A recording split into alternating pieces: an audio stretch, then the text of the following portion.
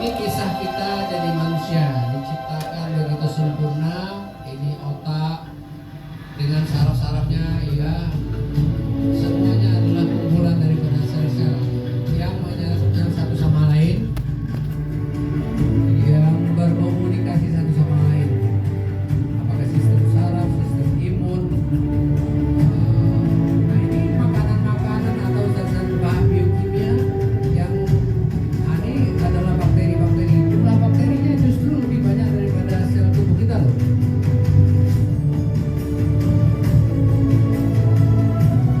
Jadi sebutkan di sini ada 100 triliun sel tubuh kita. Jadi sel ovum tadi ini buah oleh sperma. Ini kecepatan sih ya, jadi saya nggak bisa jelasin satu-satu ini. Nah, ini sel imun, sel darah putih. Nah, ini sel sperma membuahi sel ovum besar. Nah, sel sperma masuk ke dalam ovum ketika dia menjadi zigot. Zigot itu adalah stem sel pertama yang menciptakan triliunan sel. Nah, ini reaksi-reaksi kimia nih, ada 500 juta triliun reaksi kimia di dalam tubuh kita. Nah, untuk membentuk rantai DNA seperti ini semua diolah, diatur secara komputer, komputer super di dalam tubuh kita, sehingga menjadi manusia yang sangat canggih sekali struktur yang ada dalam tubuh kita ini.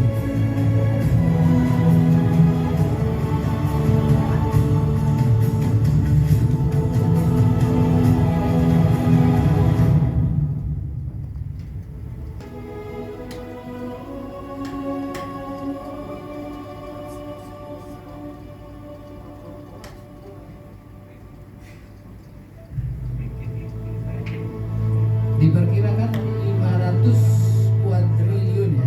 Kuadriliun itu 1 juta triliun ya. 1 juta triliun. Angkanya berapa itu ya? Kuadriliun. Ini 500 juta triliun.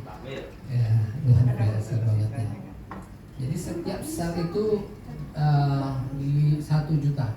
1 juta reaksi setiap sel. Jadi kalau umpamanya 50 triliun berarti 1 juta kali 50 juta. Oh, berarti ada 10 juta reaksi pada setiap sel. Itu apa setiap detik, apa setiap hari gitu, nggak tahu. Yang terjadi dalam tubuh kita, kita nggak pernah bisa mengaturnya, tetapi terjadi dengan sendirinya oleh pengaturan Tuhan. Dan tidak ada satupun yang reaksi itu yang tidak diketahui oleh yang menciptakan kita. Dialah yang menggerakkan semua itu. Jadi sebenarnya kalau kita mempelajari ini, kita semakin yakin kepada Tuhan ya. Kalau sel normal itu dia teratur. Sel yang tidak normal seperti ini, umpamanya terjadi mutasi genetik, dia sudah susah diatur. Jadi kalau orang-orang yang susah diatur, akibatnya itu menimbulkan penyakit.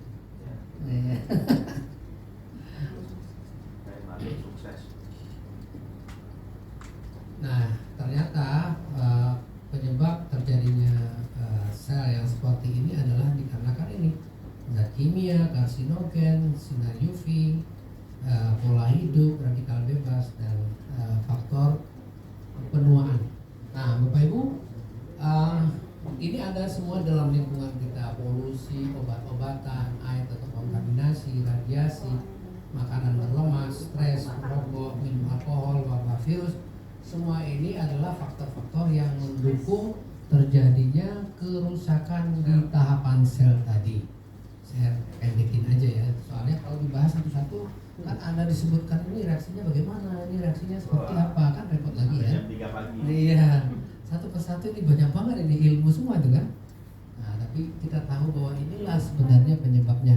Orang kan bingung kenapa kok bisa sakit kan gitu ya. Yang tahu orang kalau sakit berobat itu aja taunya ya kan. Saya sakit datang dokter gitu kan. Sakit beli apa gitu, beli herbal gitu kan. Nah, sebenarnya apakah obat atau herbal itu sebagai solusi, ya kan? Atau ada sebagai terapi sementara? Yang namanya sehat, ya bukan untuk sementara kan? Tapi sehat yang sesungguhnya itu seperti apa? Nah, kita harus tahu konsepnya seperti itu. Nah, Nah, sebenarnya konsep sehat itu ada beberapa faktor. Sama dengan penyebab penyakit itu ada beberapa faktor. Sakit itu disebabkan oleh pertama oleh faktor makanan, ya kan? Yang kedua faktor lingkungan, yang ketiga faktor pikiran. Nah, makanan yang salah akan mengganggu sistem pada tubuh kita, mulai dari sistem yang besar sampai organ, sampai kepada jaringan, sampai kepada sel.